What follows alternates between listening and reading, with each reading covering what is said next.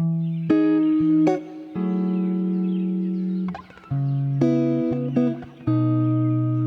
see her walking down the boulevard. She got the posture of a superstar. She's a Mona Lisa. Everyone's lining up to see her. There must be.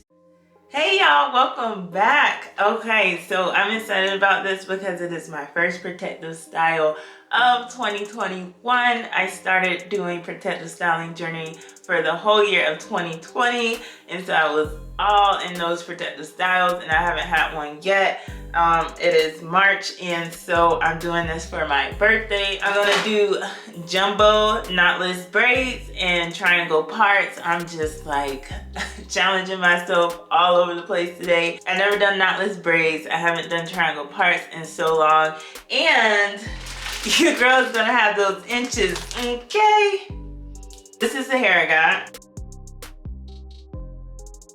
This is YOUUUU in burgundy, and it's ombre, so I tried to get it to match what I had going on as much as possible. As you can see, my roots are coming through. Shine and Jam Magic Fingers for braiders. That's what I'm using today. What I'm gonna do is section off my parts and start braiding.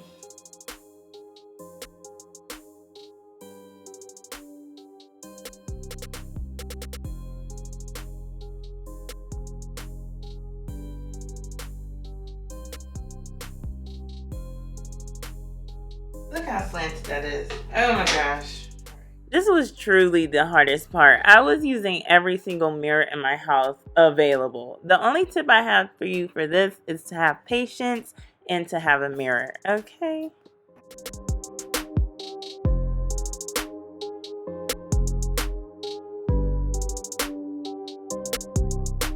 Y'all, I finally finished my parts. Wow, that took so long. And I don't even know if I like it for real. So we're not gonna call this a tutorial. We're just gonna call it like, follow along if you want to.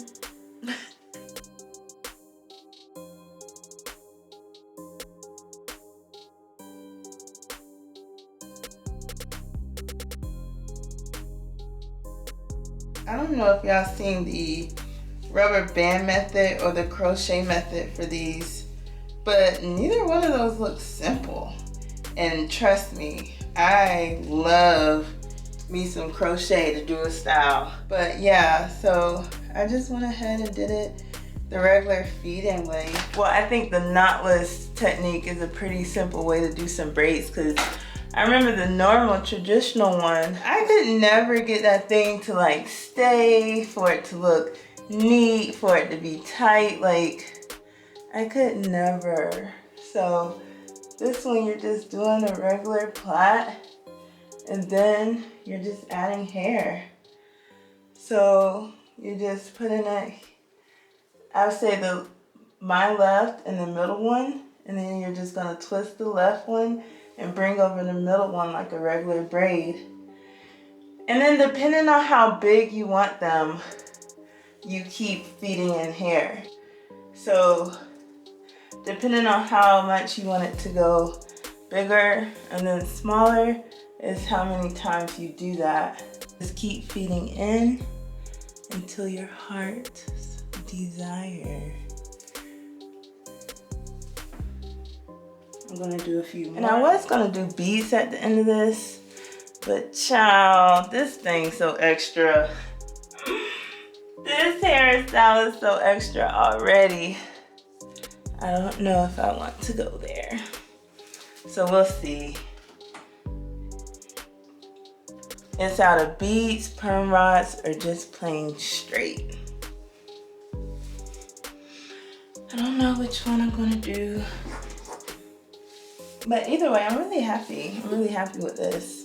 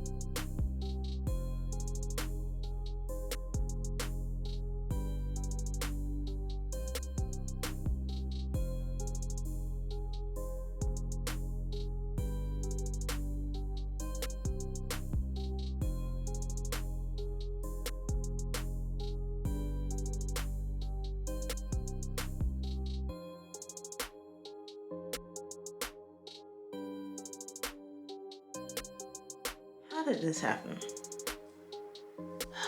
Now I gotta backtrack.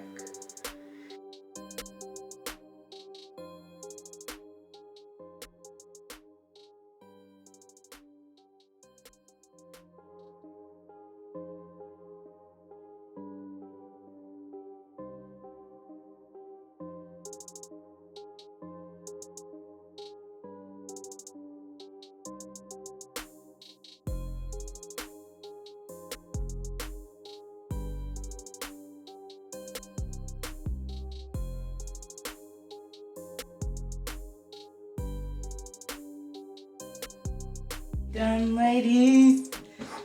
Putting that mousse on. I'm just waiting for some water to boil and try to delete my edges. We'll see. This is how it looks on the ends. I am not gonna put those beads in. I think this is good.